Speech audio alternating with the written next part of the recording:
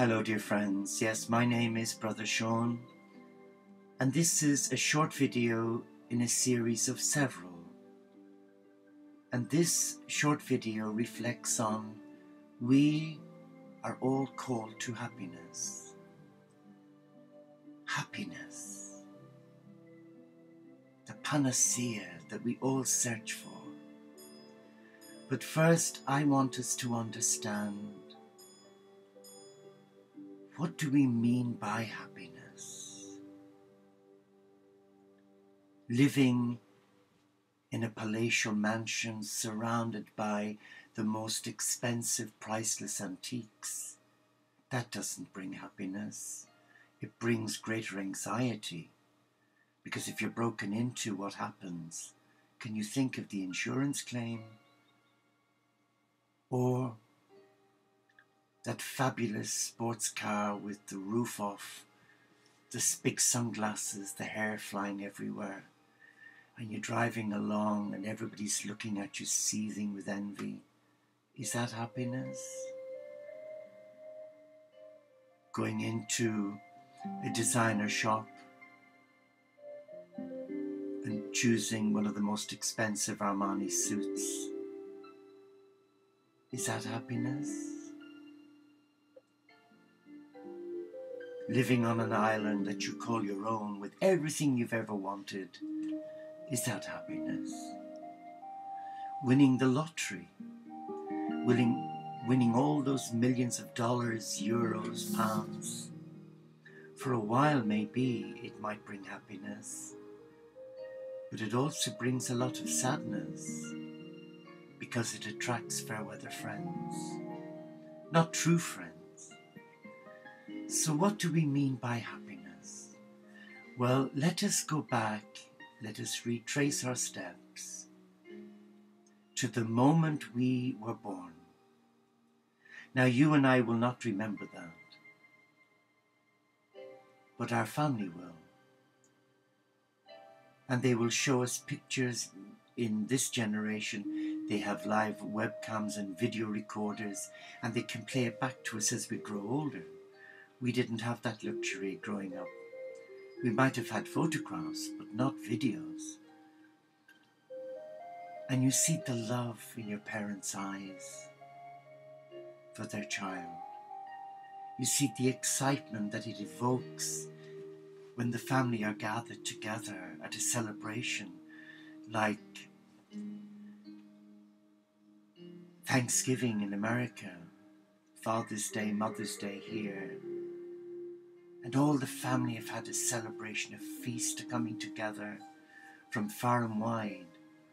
And after the wonderful meal, they all sit down and relax and watch stills, video clips or photographs. And if you look around the room, as you will have done, you'll see a sense of awe. Oh, look at her now.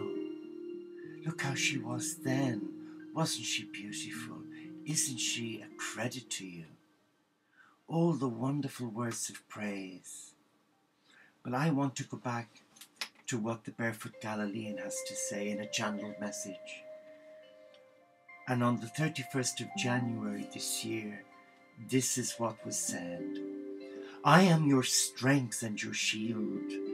I plan out each day and have it ready for you.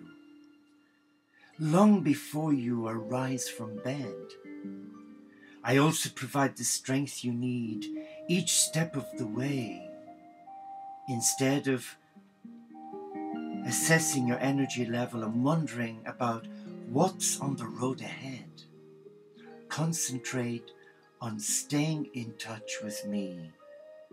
My power flows freely into you through our open communication. Refuse to waste energy worrying, and you will have strength to spare. Whenever you start to feel afraid, remember that I am your shield. I am your joy.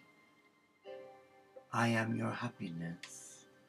But unlike inanimate armor, I am always alert and active. My presence watches over you continually, protecting you from both known and unknown dangers, entrust yourself to my watch care, which is the best security system available. I am with you and will watch over you wherever you go. I am the one who cares for you. That is so beautiful. And you know, happiness, there is such a thing as spiritual happiness. In the world, we might have ailments to deal with, disabilities to manage. I guess when I look back on my life and I realize how God took me from oblivion to working as a nurse as a young monk, and throughout my 38-year career, I realize now as I'm getting older what a joy-filled, happy life I've had. But at the time, I didn't recognize it. I didn't recognize it because I was so preoccupied, maybe with negative energy, worrying, fearful about promotion. Will I get the job? Will I be able to pay my way? But when I look back and I see the many beautiful souls who touched my life, who were patients in my charge, I realize the gifts they brought to me and how they reciprocated simple acts of kindness, like a glass of water, cleaning their mouths, making them comfortable, putting a pillow under their arm when their drip was running. Happiness is not something we can buy in a shop, a supermarket. Happiness is not connected with materialism. Materialism does not bring us ultimate happiness. It can bring us headaches, because if we damage our property, it can stress us out. Or if we lose our expensive watch that we've saved for years to buy, or our car if somebody scratches it or damages the tire, we can get so stressed out. But real happiness is spiritual happiness, that inner knowing that despite everything, that you have found that niche where you can come and be still in the presence of the Supreme and be yourself. Take off your masks and come in your humanity with your foibles, your mistakes, your tantrums, and just sit in the presence of God. Now, you may not like me using the word God, because for many people it symbolizes control, religion. I am not representing religion because I don't buy into it, because it destroys people. It fills them with guilt and fear, as it did my life. But I'm not anti-religious, nor am I anti-religion, but I am anti-anything that enslaves the heart of one to live a life of fear, denying them happiness, because the Father, Mother, God, and the Council of Heaven want us to be happy. Is that really difficult to take on board? Excuse me. They want you and me to experience bliss, to have a taste of nirvana. Happiness may not be ours in this life, but happiness is the gift of the Supreme Creator to you and me, if we are willing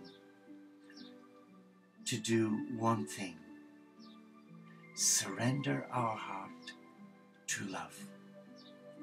And once we surrender our heart to love, we place ourselves in an ideal situation where the divine can touch us, where our gift of free will can allow us invite the Supreme into our life. And that is not about taking over us. That's not about controlling us. It's about engaging a new contract based on love. And that brings us an inner happiness. Try it. Namaste.